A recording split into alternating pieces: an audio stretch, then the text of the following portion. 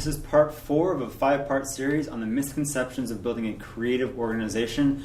I want to talk about the value of introverts and how they are critical to a creative organization. My name is Mike Roberts. I'm a digital marketing strategist. You can check out my video blog at allegoriedesign.com. So I'm going to reference an author named Susan Cain. She wrote an article in the New York Times called The Rise of the New Groupthink, and it was published in end of January of 2012.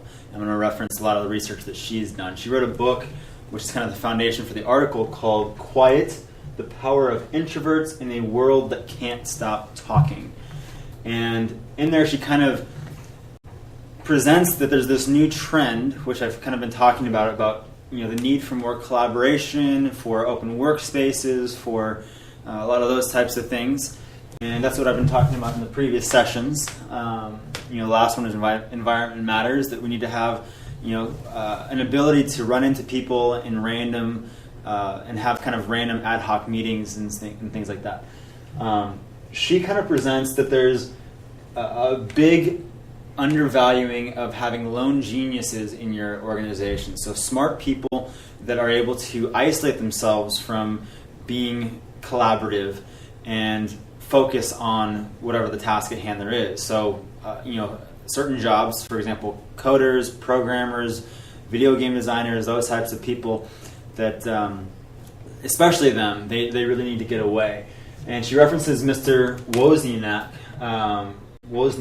I believe is how you pronounce it. It's one of the co-founders of Apple, and how he kind of got his start in developing one of the first, personal computers, and how it was him by himself, alone in his garage, working on this, on his own time. And he has an interesting quote in the article Susan Cain wrote, and I'll read it to you. It says, "Most inventors and engineers I've met are like me.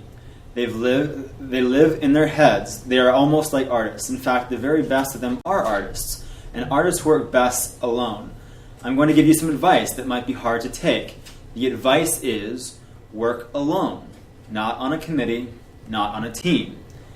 And there's a TED Talk called Why We Can't Get Work Done at Work that goes along the same things. He says that you're at work and you're constantly being interrupted, you're constantly being distracted by meetings or other people coming to your desk needing something, and by the time you get back and focused and entrenched in what you're doing again, you lose a lot of time. So at the end of an 8-hour day, you look back and you realize you haven't got hardly as much done as you were hoping that you would be able to get done.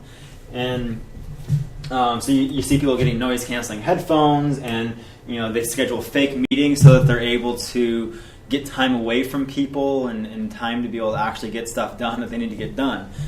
Check through their emails and all that. And she says that there's about 70% of the companies in the United States have open plan offices now. And so I work in an environment right now where we don't have any offices. There's one office, and that's the CEO, and everyone else just works in a large room basically. And you can see everyone, and you can, when someone walks over and talks to someone else, they can, everyone else can hear the conversation. And so this is becoming much more common.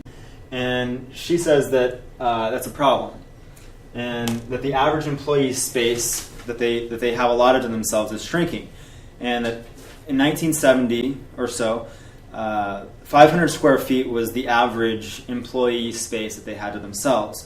In 2010, it shrunk to 200, so quite a bit less than half, and it seems to be continuing in that direction.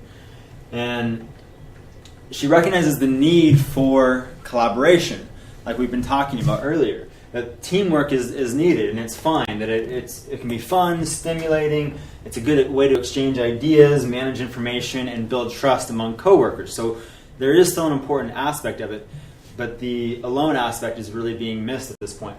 And cites shocking statistics that it may not be shocking actually to you, but when you're interrupted, you make 50% more mistakes, and it takes twice as long to do something. So, especially with programmers or web developers and people that are, if they miss a comma, if they miss, a few characters, there's a huge, break in the program, or it doesn't work right. The website doesn't launch the way it should. So if they get interrupted and they're in the middle of whatever they're doing, it's going to take them. They're going to lose a lot of valuable time and trying to get back on task and find those errors and things like that. And they actually do quite a bit of. There's a study that she referenced, and where they looked at 600 programmers from 92 companies, and they were evaluating what makes one company better than the other. And what their findings are basically that it's not that one has more experience or that one has some sort of competitive advantage over the other company. The big difference is the amount of privacy that they have. So one company was that she drilled down into a little bit. One company had a warehouse of programmers where there's open desks, no walls, and they actually went to implement cubicles because it allowed these coders to be able to shrink away into their cubicles and get more work done and be a little more creative by being able to be isolated from other people. And there is an exception to not needing the alone space as much, or that you don't have a tendency to over-collaborate if you're on the internet. So if you're working with people through online, basically, the screen kind of protects you from being too collaborative or too immersed, because you're able to kind of turn it on or turn it off, focus on whatever you're doing and then open it up when you want to. And you can basically only be interrupted if you want to be interrupted. It doesn't allow you to, someone walk up to your desk, like in an office, where you have to focus on them. You can't really defer them for another 5 minutes while you finish what you're doing. So, and there's a lot of research that shows that collaboration online or remotely is really important, and especially in universities or academic settings where you're studying very complex problems where the increasing complexity requires more people to be on the team, more areas of expertise. But a lot of times the best progress is found with people working not in the same room necessarily, but remotely. So what is the solution? All this stuff that I just talked about counters what I was talking about in previous videos, but there is a solution, and it's to have kind of a hybrid. So the Stanford Design School is all for collaborative workspaces. They have a very open space, and everyone works together, and there aren't walls, there aren't closed offices necessarily. And they say that in those types of environments, it's actually really important to have a space that is separate, that someone can go to and get away and work on something by themselves. So they have like large walk-in closet size rooms that allow people to go in there and with comfortable furniture and things that allows them to focus in and get away from people and get away from interruptions. They think it's important to be able to focus, but then also to be able to just the psychology of being away from people, that certain people need to not be always collaborating and not be always hanging out with people, basically. And so in the article, Susan Cain says this, quote, "Our offices should encourage casual cafe-style interactions, but allow people to disappear into personalized private spaces when they want to be alone. And that our schools should teach to work in teams and on their own for sustained periods of time." So there's a hybrid there. And I was just listening, the TED Talk that I was telling you about earlier, he recommends the same thing, that you're constantly being interrupted. Well, it's okay to have those meetings and things, but create large gaps of sustained time where you can work on something and actually get something done and focus, that it's important to do that. Working at home, as a solution, or creating a culture at the office that allows you to do that is important. And then